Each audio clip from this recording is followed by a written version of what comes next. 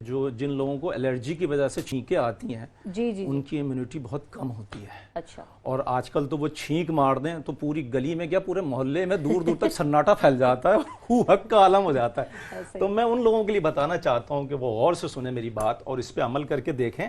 उनको जरूर मजा आएगा और उनको जरूर फायदा होगा इंशाल्लाह। मैं बताता हूँ, देखिए दूध को, फ्रेश मिल्क को गर्म कर लें आप। 1 कप, जितना भी आपको पीना मकसूद हो, 1 कप या 1 प्याली या 1 गिलास उसको गर्म करें, उबालें उसको स्टील के भगोने में उबालें। उबालने के बाद उसको कप में आप शिफ्ट कर लें। शिफ्ट करने के बाद पाव चमचा हल्दी पिसी हुई उसमें डालें। उबलते हुए दूध में ऊपर देगची में नहीं डालनी है। उसके बाद उतारने के बाद उसमें पाव चमचा हल्दी डालें और हल्दी डालने के बाद 4 काली मिर्च साबित, उसको कूटना नहीं है, पीसना नहीं है, साबित काली मिर्च उसमें डालें, उसको मिक्स करें। शेक करने के बाद उसको पी लें।